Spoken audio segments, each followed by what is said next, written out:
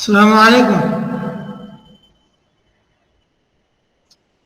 وعلیکم السلام ورحمۃ اللہ. وعلیکم السلام ورحمۃ اللہ وبرکاتہ.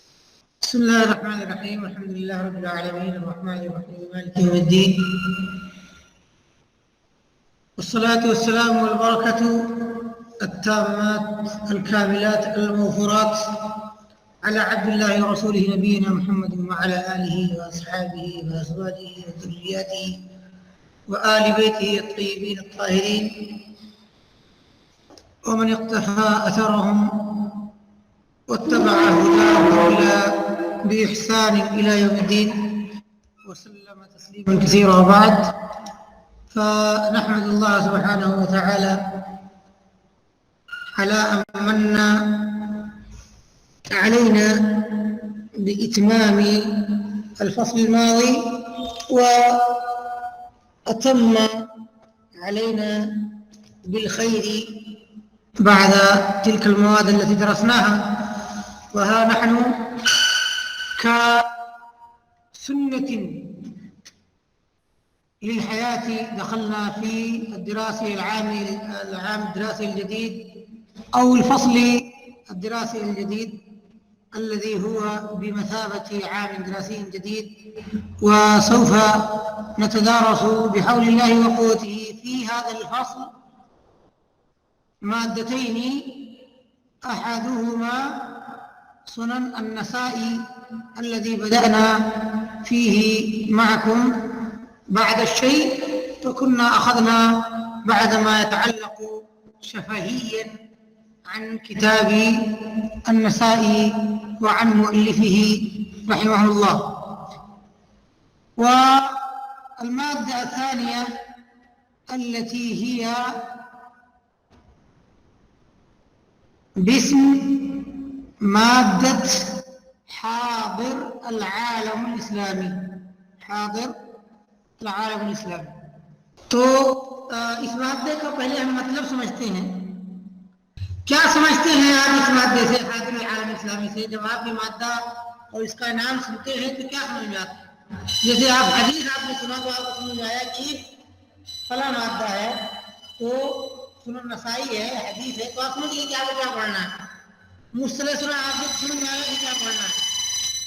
لیکن آپ نے اگر یہ مادہ اور اس کا نام سنا اور اس مادے کے نام میں جو الفاظ پائے جاتے ہیں تو کیا تصور آتا ہے آپ؟ جی، اسلامک دنیا، اسلامک ورلڈ کا جو کرنٹ سچویشن ہے اس کے بارے میں جاننے کا تصور آتا ہے. جی ہاں، اسلامک ورلڈ جو ہے، اسلامی دنیا جو ہے، عالمی اسلامی جو ہے، ہاں، جس کی تعریف اور جس کے جو ہے صحیح معنی کو ہم انشاءاللہ بعد میں سمجھیں گے، ان کے موجودہ حالات کیا ہیں، کن سے گزر رہے ہیں. اب اگر یہ آپ کو سمجھ میں آ رہا ہے تو یقینی طور پر آپ جانتے ہوں گے کہ کسی بھی قوم کا حاضر یعنی کرنٹ سچویشن سمجھنے کے لیے بہت اوقات ناگزیر ہو جاتا ہے اس کے سابق حالات کو جاننا. ویسے بھی موجود حاضر کا مطلب، کرنٹ سچویشن کا مطلب کیا ہے؟ جو انہوں نے محمد حسین نے بتایا تو صحیح جو ہے بتایا ہے، لیکن پھر بھی یہ سوال بتایا کہ بھائی حاضر ہم کس کو کہیں؟ 1 سال، 2 سال، 10 سال، 20 سال، کسے آپ حاضر مانیں گے؟ جی، 1 سال کے اندر نہیں، ایسا نہیں. اس لیے کہ کسی امت کے، کسی قوم کے، کسی جو ہے حاضر یا مستقبل، ظاہر بات ہے اس کا صحیح معنی حاضر کا تو یہی ہے جو اس وقت، بالکل بالضبط اس وقت. اور کرنٹ کا معنی جو ہے یا حاضر کا معنی عمومی حالات، جو ظاہر بات ہے موجودہ حالات، اس میں کوئی شبہ نہیں کہ اس کا معنی یہی ہے. لیکن بعض اوقات بہت ساری چیزیں، جیسے آپ اس وقت اگر انڈیا کی مالی پوزیشن پر بات کرنا چاہیں تو کیا آپ کی بات صرف آج کے دن پر رہے گی؟ نہیں ممکن نہیں ہے، یہ ممکن ہی نہیں. یہ موضوع اپنے آپ مطلب رہا ہے کہ کتاب کر رہا ہے کہ چند مہینے، ایک آدھ سال، کئی سال، یا فلاں حکومت جب سے آئی تب سے کیا حالت ہیں، فلاں سے پہلے کیا حالات تھے. تو کرنٹ کا ایک دم یوں مطلب نہ سمجھے. میں نے یہ لفظ اصل میں اسی لیے آپ کو سامنے رکھا ہے تاکہ آپ سمجھ میں آئے کرنٹ یا حاضر کا مطلب کیا ہے. حاضر کے گویا کہ حاضر کا لفظ ایسا ہے جو عام ہے، جس کے اندر ایک لمبی مدت بھی ہو سکتی ہے، جیسا کہ آپ ہی کے ساتھ نے بھی لکھا 100 سال. ٹھیک ہے، ضروری نہیں ہے، میں نہیں کہہ رہا ہوں 100 سال ہی ہے یا 100 سال نہیں ہے یا اس سے کم ہے یا اس سے زیادہ ہے. دوسرا ایک مطلب اور بھی مجازن میں سمجھتا ہوں نکال سکتے ہیں. کسی ملک کے اندر، کسی خطے کے اندر اگر کوئی خاص کیفیت ہے اس ملک کی یا اس ملک کے اندر کسی قوم کی، کسی خاص مذہب کی، کسی خاص نسل کی، جس کے ساتھ ایسا کچھ ہو رہا ہے، تو میں سمجھتا ہوں کہ وہ اس کا حاضر کیا سمجھتے ہیں، مطلب کیا فائدے ہم حاصل کر سکتے ہیں اس مادے کے پڑھنے سے مثلا. اور یہ ساری باتیں لکھتے رہیے گا، یہ آپ کو مطلوب ہے اختبار کے طور پر، بھلے ہی ہم لکھائے نہیں اس کو. معنی آپ کے ذہن میں رہے گا، مطلب کسی بھی طرح آپ ادا کر دیں گے، ہو جائے گا. جی یعنی عالم اسلامی جن پریشانیوں میں گرفتار ہے اس کی کیا وجوہات ہیں، اس سے پتہ چلے گا. جی ہاں، ایک فائدہ یہ ہے، بہت اہم فائدہ، کہ آخر وہ وجوہات کیا ہیں، وہ اسباب و عوامل کیا ہے جن کی وجہ سے عالم اسلامی کی یہ حالت ہے. اگر اچھی تو اچھی، بری ہے تو بری. کیا چیزیں، کیا گناہ کیے ہیں، کیا دین سے دوری اپنائی ہے، کیا کمیاں کی ہیں، کیا چیزیں اپنائی ہیں، کیا طریقہ اپنا، جو کچھ بھی آپ کہہ سکیں جن کے الفاظ میں، جن کی بنیاد پر یا جو چیزیں تقدیر کے بعد سبب بنی ہیں ان کے ان حالات کی. جی بہت اہم پوائنٹ ہے. دوسری بات، کوئی اور شیئر کیجیے ہمارے ساتھ پھر سے. اس سے ہمیں یہ بھی پتہ چلا ہے کہ وہ مطلب شریعت پر کتنا عمل کرتے ہیں. جی ہاں، یعنی گویا کہ عبد القادر کے بات میں عموم تھی یا عموم تھا، انہوں نے اس کو خاص کرنے کی کوشش کی ہے کہ ظاہر سی بات اس مادے سے ہمیں جانیں گے کہ لا شک، بلا شک مسلمانوں کی اس تنزلی، اس پریشانی، ہاں، اور جو بھی جن لوگ بھی لفظ آپ پا جائیں ان کی اس بدحالی، ہاں، اور پریشانی کے اہم ترین اسباب میں سب سے اہم بلا استثناء اور علی الاطلاق یہ ہے کہ ہم نے اپنے رب کے دین کو چھوڑا. اس کے آپ کسی بھی طرح تعبیر کر لیں، اور ہم خواہ ہوئے تاریخ قرآن ہو کر. تو مختلف مراحل میں اس امت نے، جس کی زیادہ تعداد عام طور سے لا شک بلا شک عالم اسلامی میں موجود ہے، اس نے وقت کے ساتھ، اپنے رب کے ساتھ، اپنے نبی کے ساتھ، اپنے رب کے دین کے ساتھ، اپنے نبی حبیب صلی اللہ علیہ وسلم کے فرامین کے ساتھ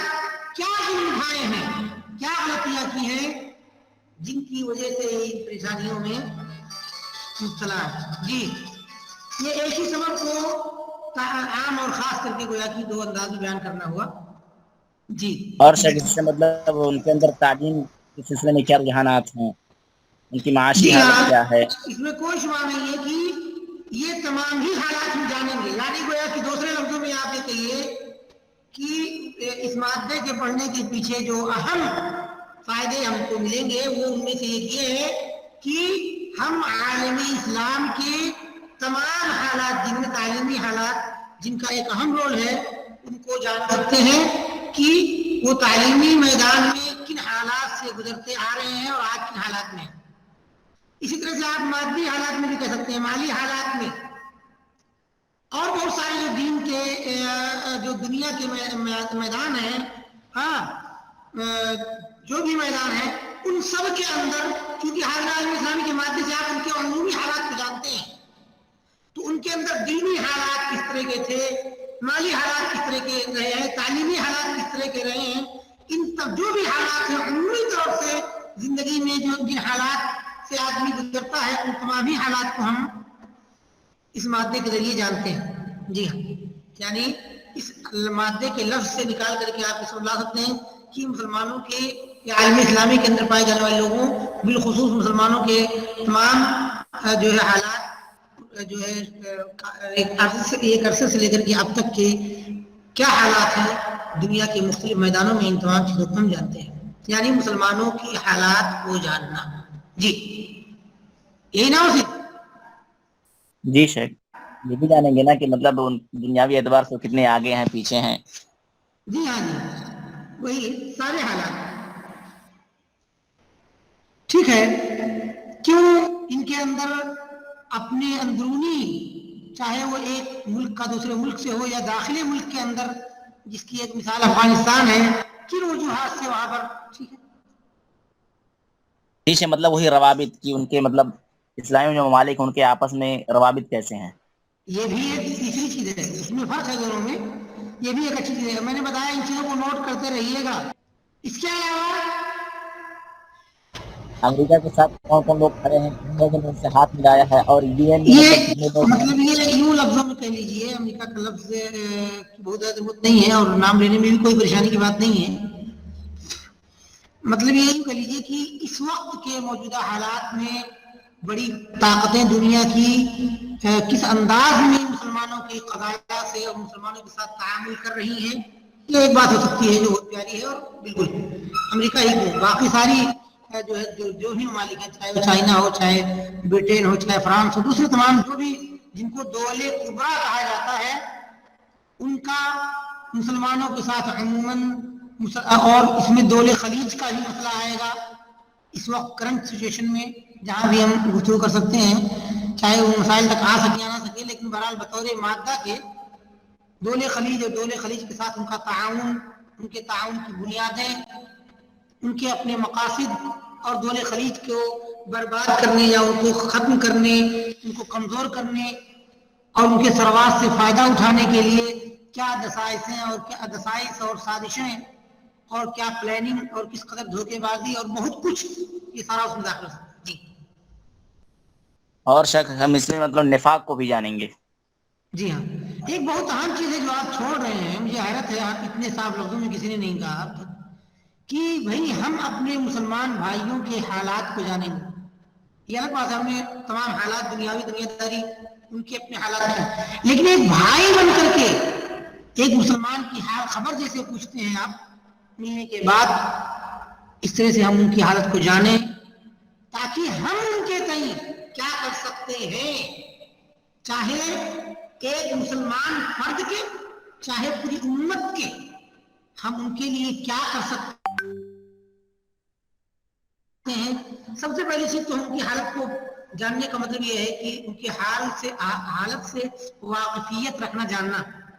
ٹھیک ہے، یہ پہلی بات سے مختلف ہے. پہلی بات یہ کہ ان کی حالات کیا ہے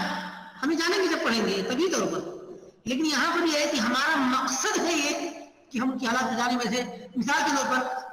ہمارے مسلمان بھائی برما میں کن حالات سے گزر رہے ہیں، ہم یوں جاننا چاہتے ہیں کہ ہم ان کو اپنا بھائی مانتے ہیں، وہ انسان ہیں.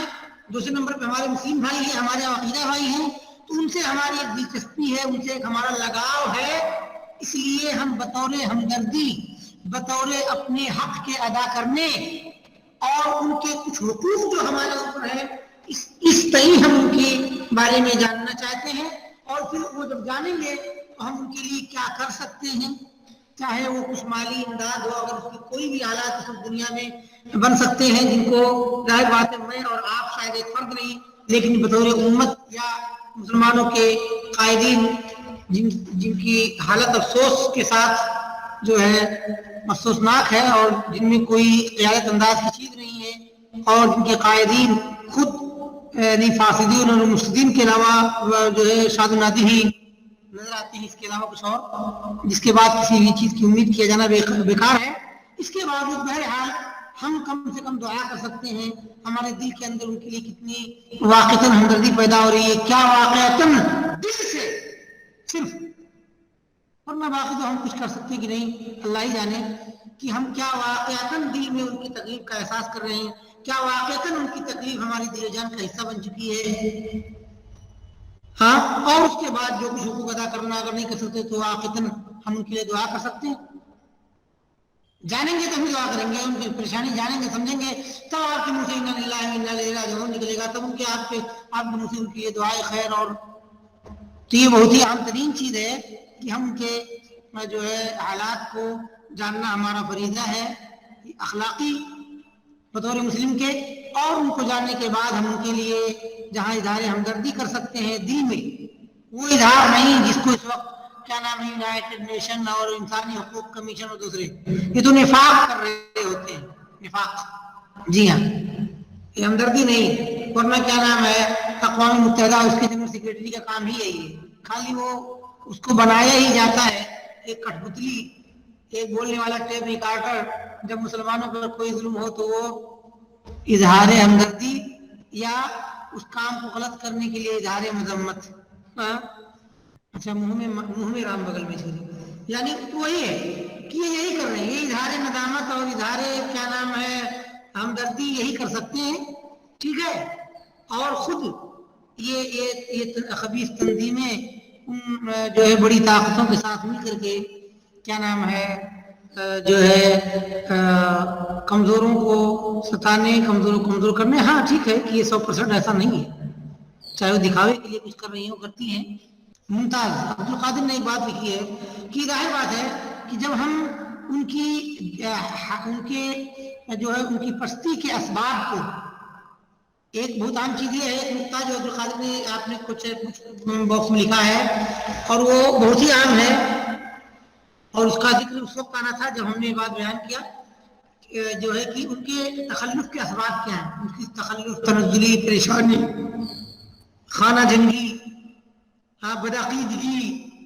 بیکاری، تمام جو بھی باتیں ہیں، جو بھی حالات میں آپ داخل کر سکتے ہیں، دنیاوی اور دینی ساری پستیاں، پچھڑاپن، تخلف، پریشانیاں، ان کے اسباب کو جب ہم جانیں گے، ایک تو ہے ان اسباب کو جاننا، اسباب کو جان کے کیا کریں گے؟ آپ بھی اس کام کو زیادہ کریں گے ان برائیوں کو، تاکہ آپ بھی اور زیادہ پریشانی ہو جائے. ایسا